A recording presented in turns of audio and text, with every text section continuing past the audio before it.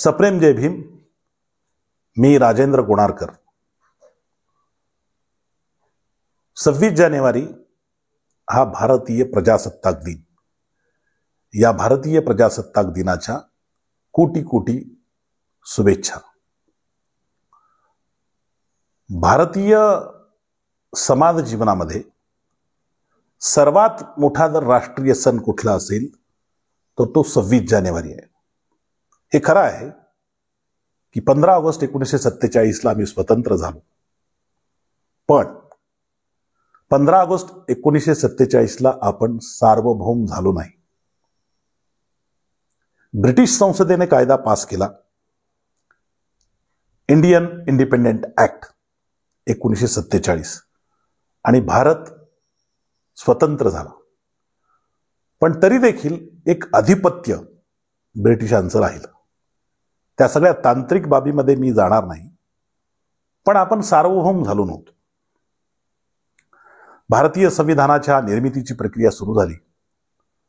Doctor Babasaheb आंबेडकरांना घटना समितीमध्ये येऊ द्यायचा नाही असा चंग बांधण्यात आला. पण पश्चिम बंगालमधून मंडल यांच्या प्रयत्नामुळे बाबासाहेब आंबेडकर संविधान सभेवर निवडून आले, आणि निवडून आल्याच्या नंतर त्यांनी जे भाषण केलं त्या भाषणानं सबंध संविधान सभा प्रभावित झाली. बाबासाहेबांचं देशप्रेम, बाबासाहेबांची राष्ट्रभक्ती ही किती प्रखर स्वरूपाची आहे हे त्या भाषणाने भारतीयांच्या लक्षात आलं. पाकिस्तानची निर्मिती झाली. नंतर हा जो पश्चिम बंगाल जो भाग आहे तो बंगालचा भाग हा स्वतंत्र झाला, आणि बाबासाहेबांचं संविधान सभेतलं पद केलं. बाबासाहेब संविधान सभेपासून दूर गेले, आणि म्हणून मुंबई येथे बॅरिस्टर जयकर यांच्या जागी डॉक्टर बाबासाहेब आंबेडकरांना निवडून आणण्यात आलं. बाबासाहेब आंबेडकर संविधान सभेचे परत एकदा सदस्य झाले आणि घटना मसुदा समितीचे ते अध्यक्ष झाले. आणि सबंध प्रक्रिया आपल्याला माहित आहे की या राज्यघटनेच्या निर्मितीमध्ये बाबासाहेबांनी उपसलेले कष्ट, घेतलेली मेहनत आणि आपल्या दीर्घ व्यासंग अभ्यास त्यांनी पणाला लावला. कारण भारतासारख्या विविध जाती, धर्म, पंथ, भाषा अशाने विभागलेला, अशानं विभाजित झालेला, दुभंगलेला अशा समाजाला एक सूत्रामध्ये जर बांधायचं असेल तर ती सोपी गोष्ट नव्हती.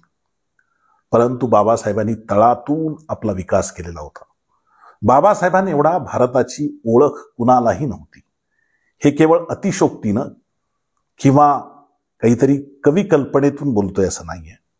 की ज्या डॉक्टर बाबासाहेब आंबेडकरांनी अनुभवलं होतं की जेव्हा ते आपल्या वडिलांना भेटायला चालले होते आपल्या भावंडांसोबत बैलगाडीतून, तेव्हा त्यांना उतरून देण्यात आला अस्पृश्य म्हणून, आणि ते भाकर खायला बसले. तेव्हा जेवण झाल्यावर त्यांनी विचारलं गाडीवानाला की आम्ही पाणी कुठं प्यायचं.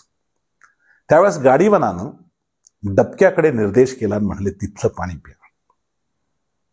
त्यावेळेस बालभिवाला ज्या यातना झाल्या, तर यावेळेस त्या बालभिवालाही माहीत नव्हतं की या देशाचं संविधान मी लिहिणार आहे, आणि ज्या माणसानं निर्देश केला त्या गढूळ पाण्याकडे, त्यालाही माहीत नव्हतं की ज्याला मी सांगतो की हे गढूळ पाणी पी, तो या देशाचं उद्या संविधान लिहिणार आहे. सांगायचा मुद्दा असा आहे की बाबासाहेबांनी हे जे सर्व अनुभवलं, लहानातल्या लहान माणसाचं दुःख, त्याची यातना, सर्व स्त्रियांचं दुःख, हे अतिशय जवळून अनुभवणारा, त्याचा अभ्यास असलेला आणि जगाचे तानेबाने ज्यांनी समजून घेतले आहेत असा एक व्यक्ती या देशाचं संविधान लिहिणार होता. आणि म्हणून आपल्या लक्षात येईल की सर्व माणसांच्या जीवनाचं, जगण्याचं, आशांचं, आकांक्षांचं प्रतिबिंब या संविधानामध्ये कसं उमटेल यासाठी बाबासाहेबांनी दिवसाची रात्र केली, अखंड परिश्रम केले. त्यासाठी आपल्या आजाराची, आपल्या शरीराची देखील पर्वा केली नाही. आणि हे भारताचं संविधान सिद्ध झालं. आणि हे सिद्ध झालेलं संविधान जेव्हा या देशाप्रत अर्पण करण्याची वेळ आली, तेव्हा भारताच्या या संविधानाचं पहिलं वाक्य बाबासाहेबांनी लिहिलं. असं लोक म्हणतात की भारताचं संविधानाचं प्रास्ताविक नेहरूंनी केलं. अर्धसत्य आहे. नेहरूने ड्राफ्ट जरूर बनवला होता, पण आता जो आपण पाहतो आहोत ड्राफ्ट, तो हा ड्राफ्ट नाही. या ड्राफ्टमध्ये बाबासाहेबांनी कितीतरी बदल केले आणि बदल केलेलं हे जे प्रास्ताविक आहे, उद्देशिका आहे, ती आज आपण अंतिम मांडतो. आणि म्हणून या उद्देशिकेचं, या प्रास्ताविकेचं, या पिरांबलचं जे श्रेय आहे, घटनेचं जसे श्रेय बाबासाहेबांना आहे तसे या पिरांबलचं श्रेय देखील बाबासाहेबांना जातं. आणि या पिरांबलचं जे पहिलं वाक्य आहे ते फार महत्वाचं आहे की we the people of India, आम्ही भारताचे लोक.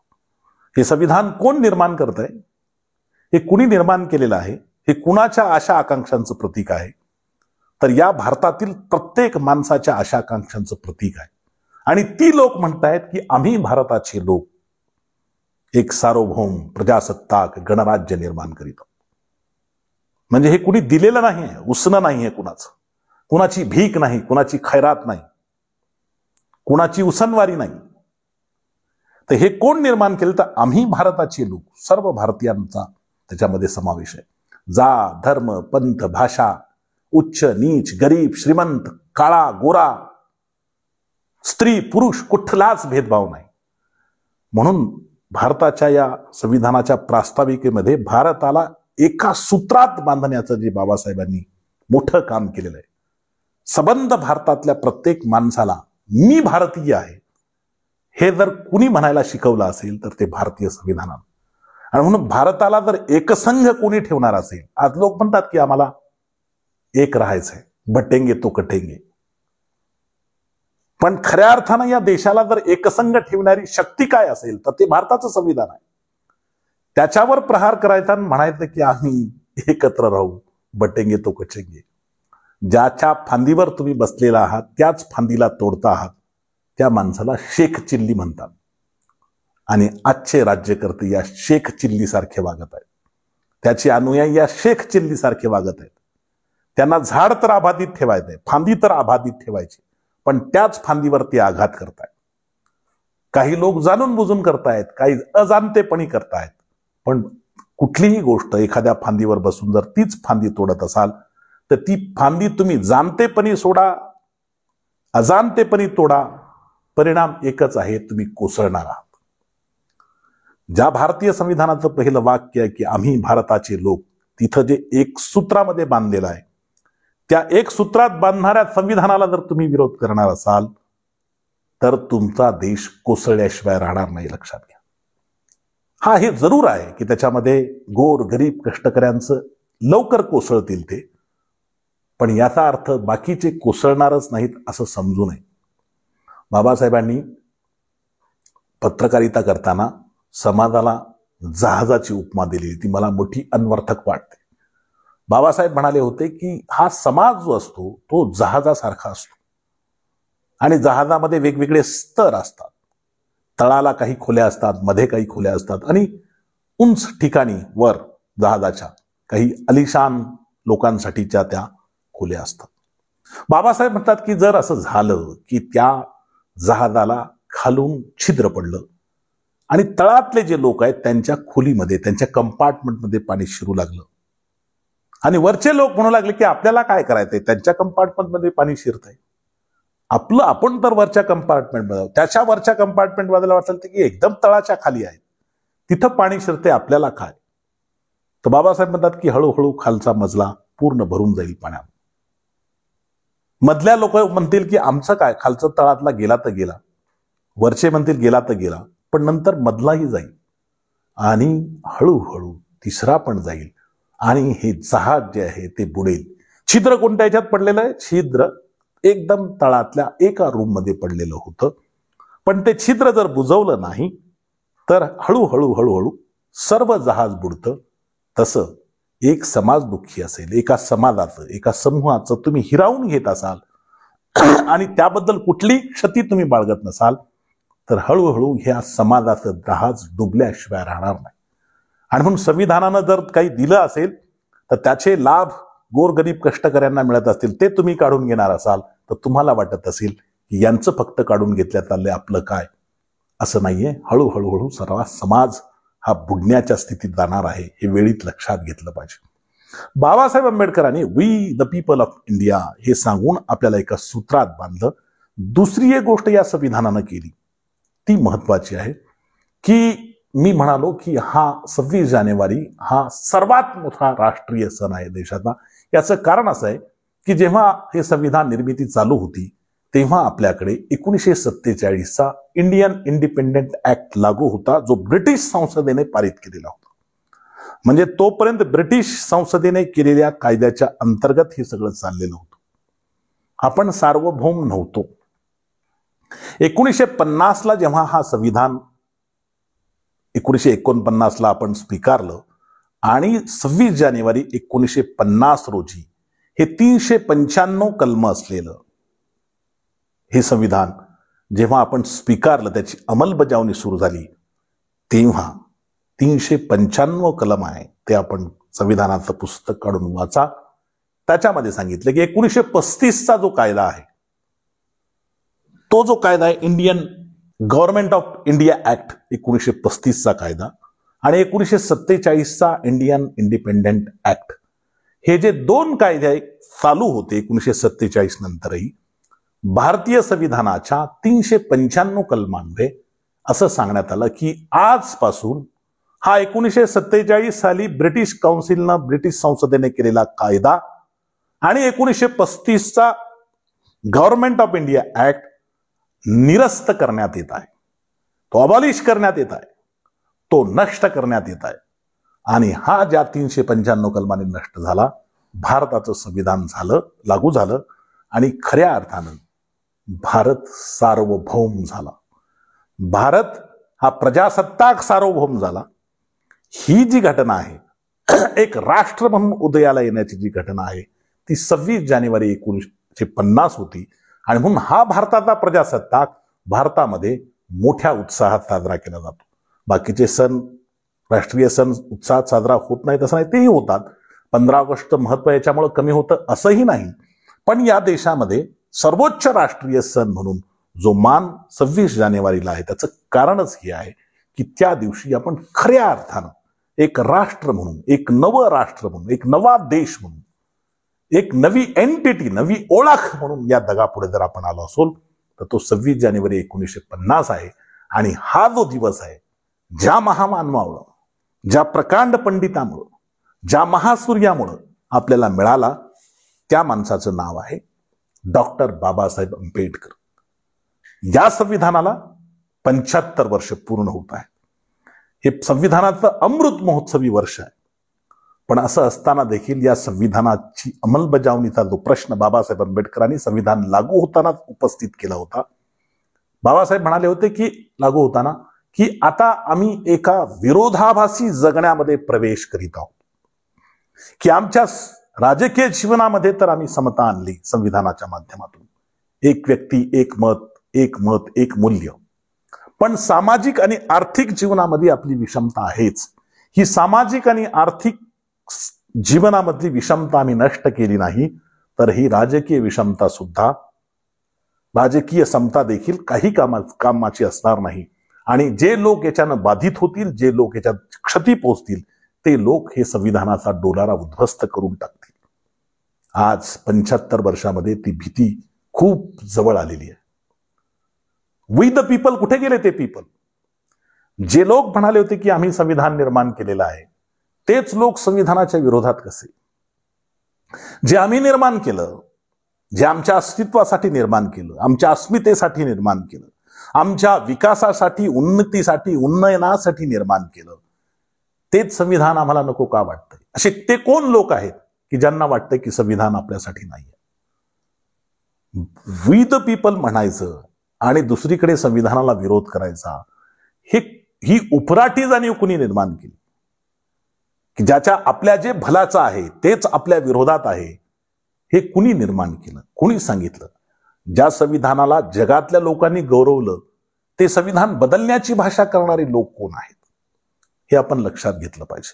म्हणून 75 वर्षाचा अमृत महोत्सवी वर्ष साजरं करत असताना ते लोक कोण आहेत की जे वी द पीपल ऑफ इंडियामध्ये येत नाहीत? आणि म्हणून सतत लक्षात घ्या की जे संविधानाला विरोध करतात ते वी द पीपल ऑफ इंडियामधले लोक नाहीत, ते भारतीय नाहीत. आणि जे भारतीय नाहीत ते देशप्रेमी असू शकत नाहीत. हे लक्षात घ्या की जे भारतीय आहेत तेच फक्त देशप्रेमी असू शकतात, तेच राष्ट्रभक्त असू शकतात. भारत हेच राष्ट्र आहे, दुसरं कुठल्याही धर्माचं कुठल्याही पंथाचं हे राष्ट्र असू शकत नाही. आणि जे म्हणतात की आम्ही याचं राष्ट्र करू त्याचं राष्ट्र करू, ते राष्ट्रवादी नाही, ते देशद्रोही आहे, ते लक्षात घेतलं पाहिजे.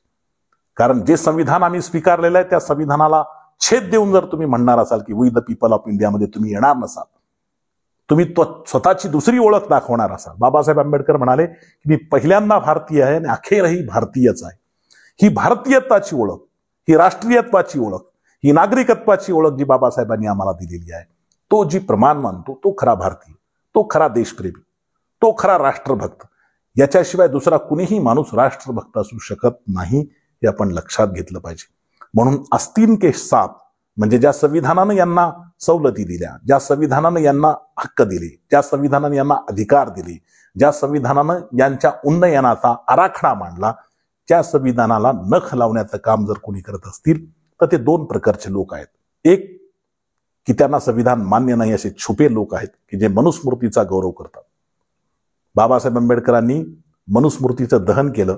ज्या माणसाने मनुस्मृतीचं दहन केलं आणि इथली काळा कायदा जो आहे, जो माणसाला हीन लेखणारा आहे, स्त्रियांना हीन लेखणारा आहे, माणसा माणसामध्ये भेद निर्माण करणारा आहे, माणसा माणसामध्ये द्वेष निर्माण करणारा आहे, असा कायद्याचं पुस्तक ज्या बाबासाहेबांनी जाळलं त्यांनीच या देशाचा नवा कायदा लिहावा, हा मोठा योग आहे, आपण लक्षात घेतलं पाहिजे. आणि म्हणून बाबासाहेब आंबेडकरांचं श्रेय किंवा 26 जानेवारी साजरी करत असताना, 26 जानेवारीला आपल्या देशाप्रती अभिमान व्यक्त करत असताना बाबासाहेबांप्रती कृतज्ञता आपल्याला व्यक्त केल्याशिवाय पुढे जाता येत नाही. आणि म्हणून हा अमृत महोत्सवी वर्ष अधिक चांगलं बनवायचं असेल, अधिक सक्षम बनवायचं असेल, भारताला उन्नयन करायचं असेल तर आपण या दिशेनं गेलं पाहिजे. आणि सगळ्यात महत्वाचं म्हणजे हे भारतीय संविधान भारतीय मनाला जसं एका सूत्रात मानतं तसं त्यांना ते आधुनिक देखील करतं. भारतीय संविधानानं प्रत्येक भारतीय माणसाला आधुनिक केलं आहे. आधुनिक कुठून होतो माणूस? कपड्यानं आधुनिक होत नाही, केशभूषेनं माणूस आधुनिक होत नाही, तो कुठली सौंदर्य प्रसाधने वापरतो त्याच्यानं तो आधुनिक होत नाही, तो कोणत्या गाड्या वापरतो, तो कुठल्या बंगल्यात राहतो याच्यावरून माणूस आधुनिक होत नाही. माणूस आधुनिक होतो, समाज आधुनिक होतो तो कुठली मूल्य मानतो त्यामधून. आणि म्हणून भारतीय समाजानं 1950ला जे मूल्य स्वीकारलं ते मूल्य होतं स्वातंत्र्य, समता, बंधुता आणि न्याय. त्याच्या आधी भारतात हे समाज जीवनाची मूल्य नव्हती. विषमता, द्वेष, परस्पर असहकार्य, अविश्वास हीच आपली मूल्य होती. माणसा माणसामध्ये भेद हेच आपले मूल्य होतं. जनावराला पाणी पाजण्याने माणसाला दूर ठेवणे हेच आमचं मूल्य होतं. स्त्री ही पायातील वाहन आहे, ती दासी आहे, हे आपलं मूल्य होतं. भारतीय संविधानानं हे सर्व निरास्त केलं. प्रत्येक स्त्री पुरुष समान आहे, प्रत्येक जाती धर्मातला माणूस समान आहे, लहान थोर समान आहे, कुठल्याही प्रांतातला माणूस असो तो समान आहे. भारतातल्या माणसाच्या जीविताची हमी भारतीय संविधान घेतं. नुसत्या भारतातल्या माणसाच्या जीविताची हमी भारतीय संविधान घेत नाही, तर भारताबाहेरून जो माणूस या देशामध्ये येतो त्याच्या जीविताच्या रक्षणाची हमी देखील भारत घेतो, भारताचं संविधान घेतं. हे भारतीय संविधानाचं अद्वितीय असं वैशिष्ट्य आहे. आणि म्हणून असं जे संविधान आहे की ज्यामुळं आम्ही राष्ट्र म्हणून घडलो, ज्यामुळं आम्ही एकत्वाच्या भावनेनं परस्परांशी जोडल्या गेलो, ज्यामुळं आम्ही आधुनिक आहोत असं जगाला छातीठोकपणे सांगू शकतो, त्याचं संपूर्ण श्रेय हे भारतीय संविधानाला जातं. आणि भारतीय संविधानाची निर्मिती ज्यांनी केली, ज्यांना भारताचे शिल्पकार, संविधानाचे शिल्पकार म्हटलं जातं, या संविधानामुळे देश आकाराला आला, देशाचं निर्माण झालं, नव्या भारताची निर्मिती झाली. म्हणजे संविधानामुळं नव्या भारताची निर्मिती झाली. बाबासाहेबांनी संविधानाची निर्मिती केली, या अर्थानं बाबासाहेब हेच या नवभारताचे देखील शिल्पकार ठरतात. आणि म्हणून भारतीय संविधानाला जेव्हा आपण नमन करतो, भारतीय संविधानाचं जेव्हा आम्ही स्मरण करतो अमृत महोत्सवी वर्षामध्ये, त्याच वेळेस डॉक्टर बाबासाहेब आंबेडकरांचा जो संविधाननिष्ठ विचार आहे, बाबासाहेब आंबेडकरांनी व्यक्त केलेली जी संविधान निष्ठा आहे की ज्याला आपण संविधानिक नैतिकता ज्याला म्हणतो, ही संविधानिक नैतिकता आपल्या जीवनामध्ये, आपल्या आचरणामध्ये जास्तीत जास्त उतरवण्याचा आपण प्रयत्न केला पाहिजे. आणि जे जे संविधान विरोधी आहेत, जे जे भारतीयत्वाच्या विरोधात आहेत, जे जे समता स्वातंत्र्य बंधुताच्या विरोधात आहेत, जे जे न्यायाच्या विरोधात आहेत, जे जे आधुनिक मूल्यांच्या विरोधात आहेत, ते सर्व आणि सर्व एकजात भारतीयाची शत्रू आहेत हे आपण लक्षात घेतलं पाहिजे. आणि म्हणून या शत्रूंशी, या माणुसकीच्या शत्रूंशी, या संविधानाच्या शत्रूशी, या समतेच्या शत्रूशी, या आधुनिकतेच्या शत्रूशी आपण दोन हात करायला सिद्ध झालं पाहिजे. अशीच प्रेरणा आपल्याला भारतीय संविधान देतं. अशीच प्रेरणा आणि बळ या विरुद्ध लढण्याचं डॉक्टर बाबासाहेब आंबेडकरांचा विचार आणि त्यांची आठवण आपल्याला ही प्रेरणा देत असते. आणि म्हणून भारताचा हा प्रजासत्ताक दिन साजरा करीत असताना, भारतीय संविधानाच्या प्रती कृतज्ञता व्यक्त करताना बाबासाहेब आंबेडकरांना देखील मी कोटी कोटी नमन करतो आणि थांबतो. जय भीम, जय बुद्ध, जय भारत.